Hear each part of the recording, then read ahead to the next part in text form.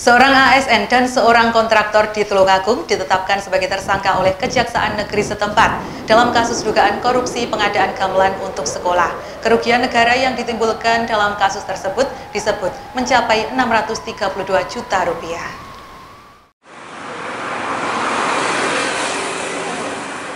Di pertengahan Juli 2023, Kejaksaan Negeri Tulungagung menetapkan 2 orang sebagai tersangka dalam kasus dugaan tindak pidana korupsi pengadaan gamelan di 32 SD dan SMP negeri di Tulungagung. 2 orang tersangka yakni ASN berinisial H selaku pejabat pembuat komitmen dan seorang kontraktor penyedia barang berinisial Z. Menurut Kepala Kejaksaan Negeri Tulungagung, Ahmad Mukhlis, kedua tersangka diduga telah bersekongkol dalam proses pengadaan untuk mencari keuntungan secara tidak wajar, sehingga gamelan yang dibeli tidak sesuai spesifikasi teknis. Berdasar hasil audit yang dilakukan BPKP, kerugian negara yang ditimbulkan mencapai 632 juta rupiah lebih. Kepala Kejaksaan Negeri Tulungagung, Ahmad Mukhlis, mengatakan, meski telah ditetapkan sebagai tersangka, namun hingga saat ini pihaknya tidak melakukan penahanan terhadap tersangka H dan Z. Kedua tersangka dinilai kooperatif selama proses penyelidikan dan penyidikan. Kedua tersangka juga berupaya mengembalikan kerugian negara yang ditimbulkan dalam kasus dugaan korupsi tersebut. Saat ini uang yang telah dititipkan tersangka melalui Kejari Tulungagung sebesar 100 juta rupiah. Kooperatif sejak tahap penyidikan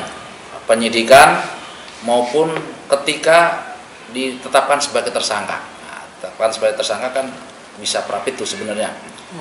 Itu sudah upaya paksa ya, upaya hukum, bisa melawan hukum. Selalu ketika dilakukan pemanggilan maupun pemeriksaan selalu hadir dan memenuhi panggilan dari penyidik. Yang kedua, ada upaya pengembalian kerugian negara dari para tersangka, di mana saat ini para tersangka telah menyerahkan uang sebesar 100 juta rupiah dan saat ini sedang berupaya untuk mengembalikan seluruh kerugian negara yang ditimbulkan.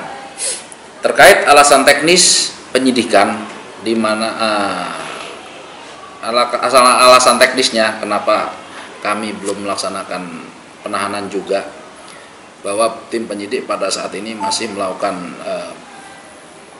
kegiatan penyidikan, ada yang disita dan sebagainya. Kejari memastikan pihaknya akan memproses kasus tersebut sampai mendapat keputusan dari pengadilan.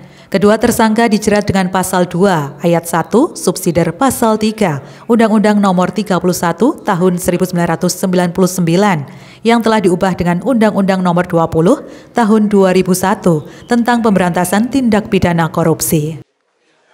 Dari Tulungagung, Agus Budianto melaporkan. Untuk pertimbangan tidak tadi sudah disampaikan Pak Kapolri.